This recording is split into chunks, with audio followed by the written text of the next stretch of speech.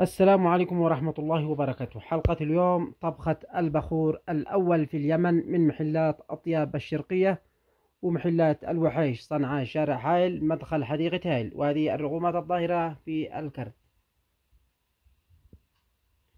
طبعا خصم خاص في محلات الوحيش وأطياب الشرقية 15%، بالإضافة إلى الماء الورد والسكر مجانا لكل طبخة بخور في هذه المحلات. أي طبخة بخور في محلات الوحيش وأطياب الشرقية بتكون السكر والماء مجانا، ماء الورد والسكر النباتي أو السكر العادي مجانا.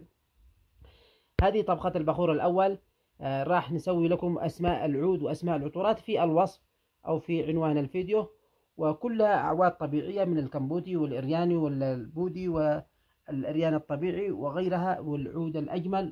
ولكن عشان ما نطولش عليكم الفيديو نشرح لكم أو نسوي لكم كتابة في الوصف كل أنواع العود بالجرام أو بالوقية مع العطورات والسكر وجميع أنواع الخلطات، بالإضافة إلى العصر والظفر والمثبت البخور والماء الوردي اللي هو الماء العطر الطائفي أو الأسطنبولي، ومثبت البخور اللي هو العنبر وغيره. وهذا مثبت البخور الهندي خاص في محلات أطياب الشرقية. إن شاء الله هذه طبخة تكون مميزة. طبعا العود اللي هو بهذا الحجم نحاول نكسره أو ندقه ونطحنه بمطحنة الكهربائية، أو ندقه بأي كيس ونهدي عليه حتى يكون خشن بهذه الحجم، وهكذا.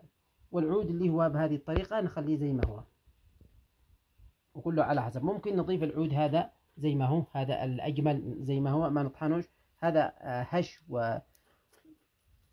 ورطب، شوفوا كما تشاهدون يتفتت. هذا ممكن نسوي مع الطبخة بدون ما نطحنه، مش مشكلة، لكن بهذا الحجم لازم ندقه ونخليه بهذه الحجم. على كل حال إن شاء الله هذه الطبخة بتكون مميزة، ونسويها في برطمانات زجاج عشان تحتفظ في الريحة وتكون خاص في محلات أطياب الشرقية ومحلات الوحش. وكمان نسويها في علب صغار زجاج أو بلاستيك. ممكن نسويها أقراص بهذا الحجم اللي هو الأقراص. زي ما أنا نزلت طبخة قبل فترة أو قبل يوم أو 3 تقريبا، طبخة البخور المبسوس العماني، وهذا هو البخور المبسوس العماني. سويت قرص وسويت علب، سويت علب بهذا الحجم، نفس هذا الحجم، وسويت علب صغيرة وحجم كبير، وهكذا. الآن نروح للمطبخ ونسوي السكر على ماء الورد أو ماء العادي، مش مشكلة. نسوي كاسة 250 ملي تقريبا، بس لازم ندق هذا أول ومن ثم نتجه إلى المطبخ. تابعونا. بالإضافة إلى المبسوس أو المعمول الخاص في محلات الوحيش وأطياب الشرقية، لازم نسوي طبقة أو علبة حوالي 30 جرام. في هذه الطبخة بتكون مميزة. والعطورات خاص في محلات أطياب الشرقية. الآن نبدأ الخطوة الأولى اللي هو السكر مع ماء الورد أو ماء عادي من الصحة أو ماء من الحنفية. هذه الصحة حدة أو شملان أو أي نوع من الصحات. نسوي لكل كيلو سكر، وأنا دائما أتكلم في كل فيديو، كل كيلو سكر يحتاج إلى 250 ملي من الماء الورد أو الماء العادي. لكن احنا نسوي مثلا 4 بنان من الماء العادي مثلا، واربع، يعني هذه تعتبر العلبة كامل ل3 كيلو سكر، وحوالي نص كيلو من العود المنوع كامل. لكن إذا كان كيلو سكر نسوي ثلث العلبة، يعني 4 نقسمها 3 ونسوي 4 بهذه الطريقة، ويكون ماء جاهز لكيلو من السكر. شوفوا فين، شوفوا ثلث العلبة نسوي لكيلو السكر، وحوالي من 150 إلى 200 ملي جرام من العود المنوع الطبيعي، يكون مش مشرب أو مش معتق، أو يكون معتق مشرب يطلع إلى 300 جرام تقريبا إذا كان مشرب. لكن إذا كان طبيعي بهذا الحجم يكون من 150 إلى 200 جرام فقط. هنا معنا الكيلو السكر. نضيف الماء اللي ذكرناه ثلث العلبة بهذه الطريقة ونحرك.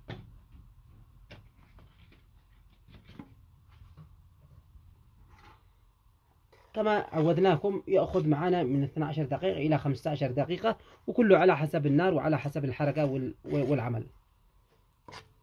إذا كانت المقاييس مضبوطة 100% يأخذ معنا 12 دقيقة تقريبا، والنار تكون يعني متوسطة بهذا الحد، نار زرقاء يعني تكون يعني قوية.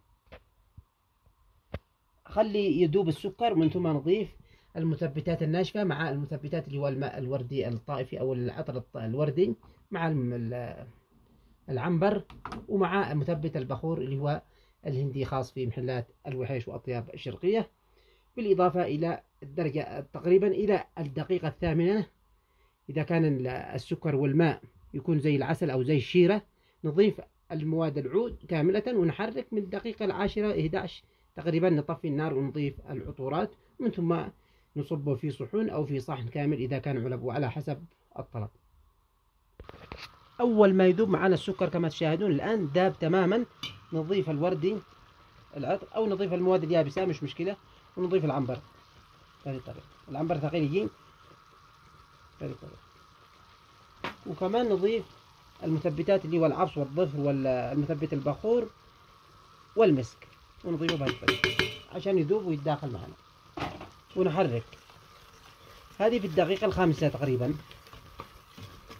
شوفوا كيف نخليه يذوب تماما. بالدقيقة السابعة إلى الثامنة بيكون السكر مع الماء زي العسل أو زي الشيرة، شيرة الحلويات، يعني ثقيل شوية. نضيف المواد وهكذا. شوفوا كيف.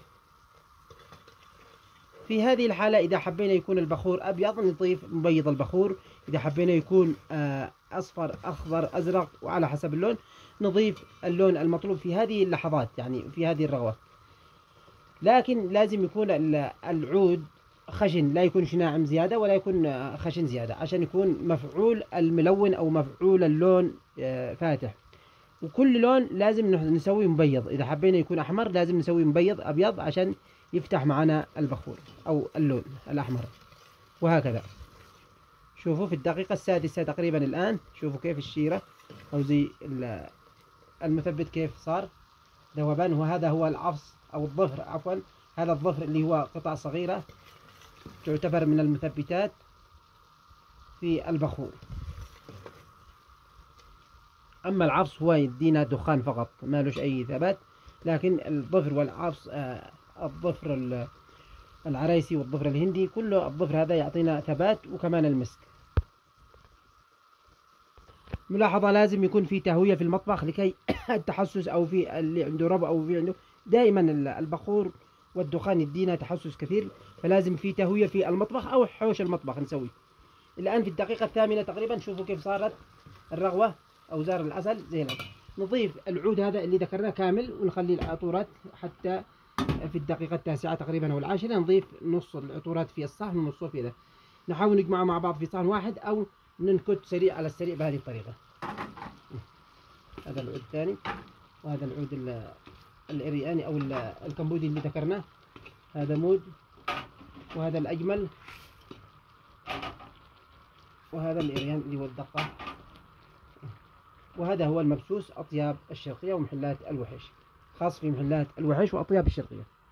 ونحرك العود على السريع. إذا شفنا شنشف علينا الطبخة على السريع نوطي النار شوية عشان نأخذ وقت نحن نسوي العطورات نجهز الصحون. نوطي النار ونحرك سريع. هذه في الدقيقة العاشرة تقريبا حركنا على السريع، وفي وقت يعني معنا. شوفوا كيف بدأ يجمد أو بدأت الرغوات أو الفقاعات تطلع معنا. أول ما تطلع الفقاعات يعني نجهز أمورنا. أنا نجهز العطورات مثلا نسوي في صحن، أنا بسوي في صحن وعلب وبرطمانة. نقسم العطورات نصين، مثلا بسوي صحن صغير والباقي نسوي في برطمانة أو في علب صغيرة، ونخلط من العطورات هذه. وإذا في عندنا فرشة أو شيء نحركها بالصحن حتى يكون على الصحن كاملة، من ثم نضيفه على الصحن أو في الصحون بهذه الطريقة. لازم نركز على البخور لا ينشف معانا.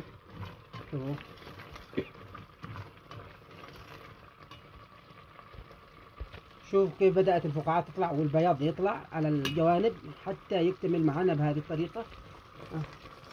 نطفي النار، لكن هذه طبخة صغيرة يعني تنشف معنا. في هذه في الدقيقة 11 تقريبا أو داخلة في الدقيقة 12 تكون بهذه الحجم أو بهذا الشكل. الآن نطفي النار. شوفوا كيف البقاعات بدأت تتكاثف في الأطراف وفي الوسط، يعني اكتملت، يعتبر الطبخة جاهز. نطفي النار ونضيف العطورات على السريع.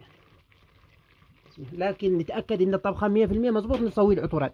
إذا شفنا في شك نأخر العطورات حتى تنشف. لكن أنا متأكد 100% إن الطبخة والمقاييس أو العود كلها مظبوطة 100%. نحركها على السريع من ثم نعبي الصحن الأول اللي هو خاص مثلا، أو نعلمكم كيف يكون الصحن وكيف يكون العلب أو في البرطمانة. الآن نعبي فيه، نسكبه في الصحن مثلا على السريع بهذه الطريقة. ما شاء الله تبارك الله، ريحة. لازم ايش نوزعه على الصحن كاملة عشان العود يكون ايش متساوي، او يكون العود صغير وكبير مع بعض.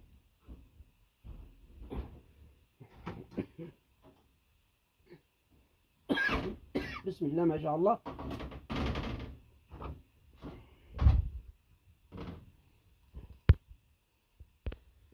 الآن ما زال البخار يتصاعد وكان ساخن، لكن من علامات البخور إذا كان مظبوط 100% والمواد موزونة، والعطور غير العطور يعني الماء والسكر والمواد إذا كانت موزونة 100%، فالطبخة أول ما نسويها في الصحون تنشف من كثر ما الطبخة مميزة والمواد يعني مظبوطة.